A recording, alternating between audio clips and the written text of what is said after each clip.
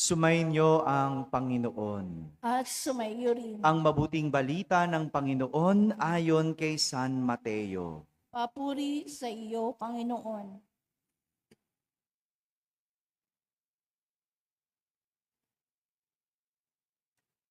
Noong panahong iyon, sinabi ni Jesus, "Pinasasalamatan kita, Ama, Panginoon ng langit at lupa, sapagkat inilihim mo ang mga bagay na ito sa marurunong at matatalino at inihayag sa mga may kaloobang tulad ng sa bata.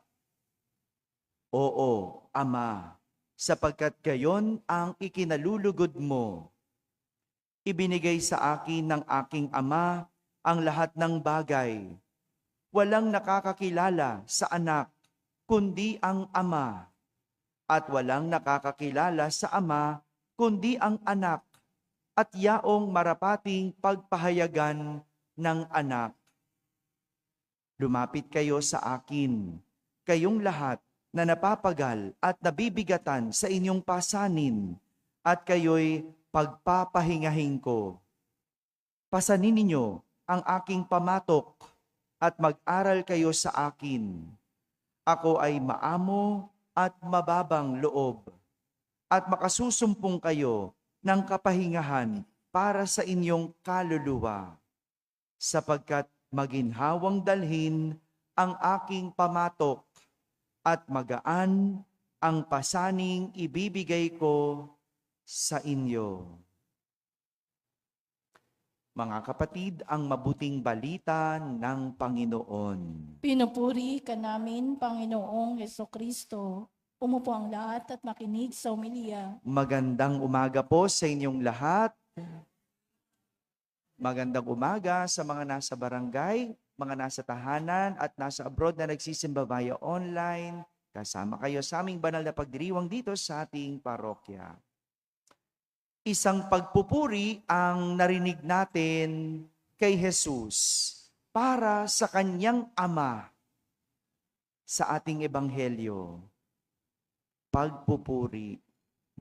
Pinupuri ni Jesus ang kanyang Ama dahil ipinamulat niya sa mga may hina ang kanyang kadakilaan at inilihim naman ito sa mga matatalino at marurunong.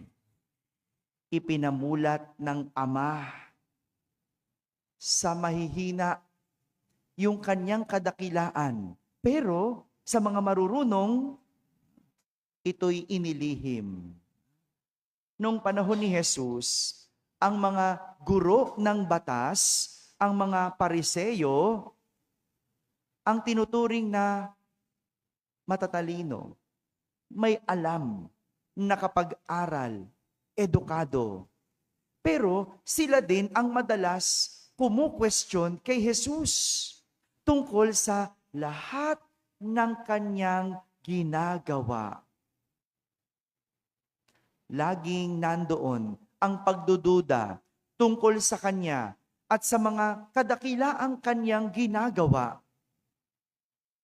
Dahil sa mga tanong na iyon, kitang-kita ng lahat na walang bilib at hindi naniniwala kay Jesus ang mga magagaling na taong iyon. Ganyan ang mga matatalino, di ba? Maraming tanong. No? Gusto, kailangan patunayan mo. Bigyan mo ng katwiran. Bigyan mo ng rason. Kasi ang mga matatalino, kailangan nauunawaan, naiintindihan, napapaliwanag ang mga bagay-bagay. Ngunit, sa kabila ng question at mga pagdududa mula sa mga matatalino at magagaling, siya namang popular ni Jesus sa mga karaniwang tao na nakakaranas ng kanyang kadakilaan. Yung dami ng tanong sa kanya ng mga marurunong at matatalino ay siya namang dami ng naniniwala sa sumusunod kay Jesus mula sa mga ordinaryo o karaniwang tao? Bakit nga ba ganun? Kung sino pa ang matatalino at marurunong, sila pa ang hirap maniwala. Hello? Ba't ganun? No? Pag ang talino, kailangan mong talagang patunayan. Kailangan mo talagang himayin. Kailangan mo talagang ipaliwanag. Bakit pag matalino, ang hirap maniwala?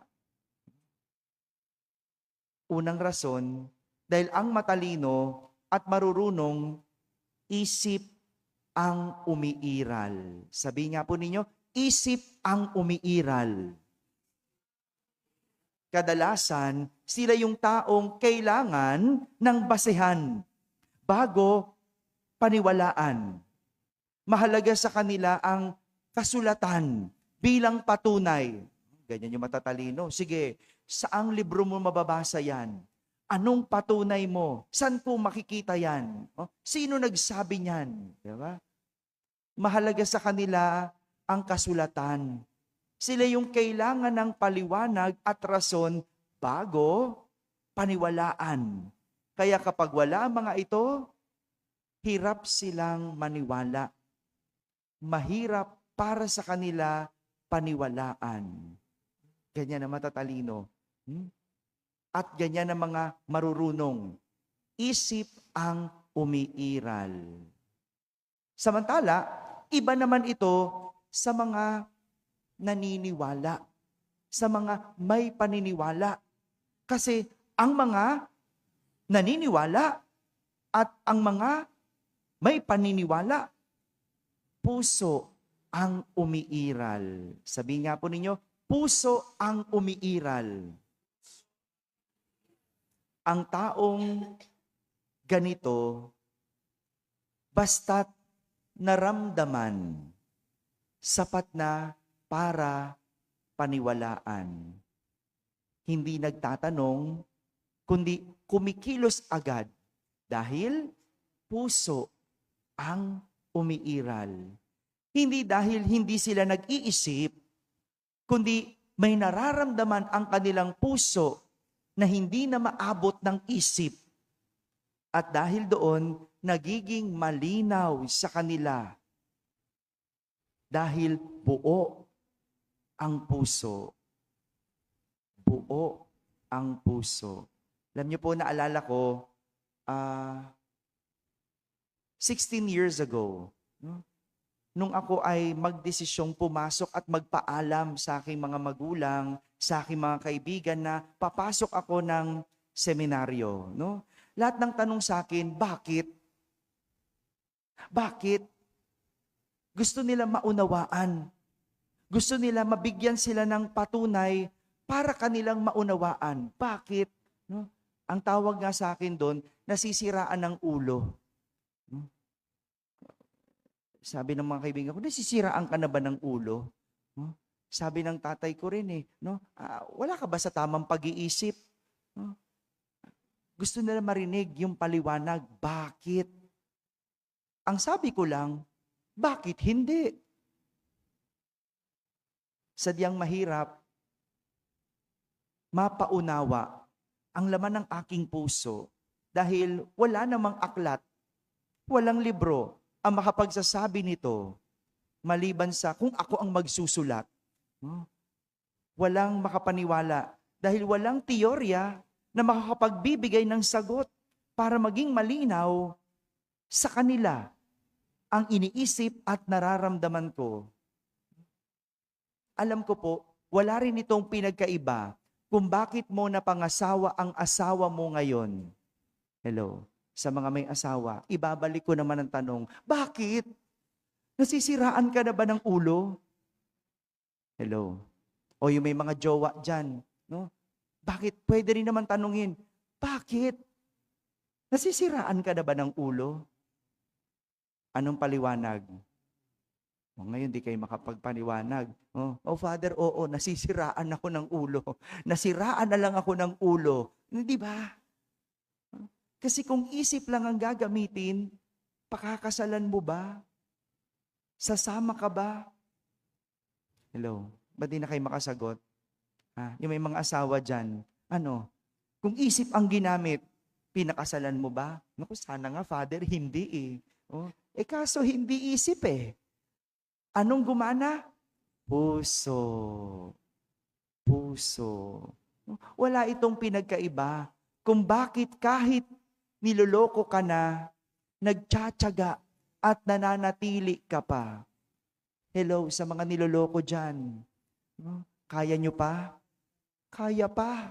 Nananatili pa eh. Asang-asa pa. Kapit na kapit pa. At wala rin itong pinagkaiba kung bakit kaya mong magsakripisyo kahit nahihirapan ka na. O bakit kaya mong magpatawad kahit parang ikaw yung argabyado. Wala itong pinagkaiba kung bakit gumigising ka ng maaga, naglilingkod, at tila nagpapagod kahit walang kapalit ni pasasalamat. Minsan na nasusungitan pa ng pare, di ba? Bakit ba gumigising ka pa? Bakit ba? Bakit? Bakit ka pa gumigising? Matulog ka na lang. Di ba? Bakit? Sino makapagpapaliwanag? At wala rin itong pinagkaiba kung bakit kahit ang hirap-hirap mahalin, nananatili ka pa rin. Nilalaban mo pa din. Pinagdiriwang natin ang araw ng ating kalayaan. Kalayaan ng mahal nating bansa. Mahal mo ba? Kahit ang hirap mahalin, nananatili. Kahit ang hirap, ang sakit-sakit ng mahalin, hindi tayo makaalis-alis. Father, wala namang kaming choice, Wala namang kaming choice, wala namang kaming pupuntahan pero hindi ba ganon? Ganon ang pag-ibig. Nananatili ka lang. Nananatili, nilalaban mo pa rin. Gumigising ka pa rin. You still show up. Nagpapakita ka pa rin. Kasi pinipili mo pa rin mahalin. Ganyan ang banal na puso ni Jesus. Mahirap maunawaan. Mahirap maunawaan kung paano niya nakukuhang magpatawad sa taong paulit-ulit na nagkakamali. Mahirap maunawaan dahil kahit ang hirap mong mahalin, nakukuha ka pa rin niyang ibigin. Mahirap maunawaan dahil kahit ang tigas ng ulo natin, handa tayong tanggapin at patawarin. Sadyang may mga bagay na mahirap maunawaan ng isip kapag puso ang umiral. Pero hindi ibig sabihin mali at walang kabuluhan. Talaga lang pagmalinaw at nauunawaan ng puso, walang makapagsasabi na mali ito. Madalas, tinatanong tayo, kapag tayo umiibig, anong umiiral? Isip o puso?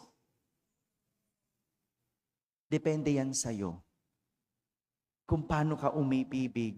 Pero isa lang naman, kapag ikaw ay umiibig, malinaw sa'yo na tama ang ginagawa mo kahit mali sa paningin ng iba. Hindi ba? Minsan may nagtanong sa akin, bago ko tapusin ang ating pagninilay, may nagtanong sa akin, sabi niya, Father, bakit ganun ang Diyos? Bakit ganun ang Diyos? Parang ang daya naman niya. Sabi ko, bakit? Anong madaya?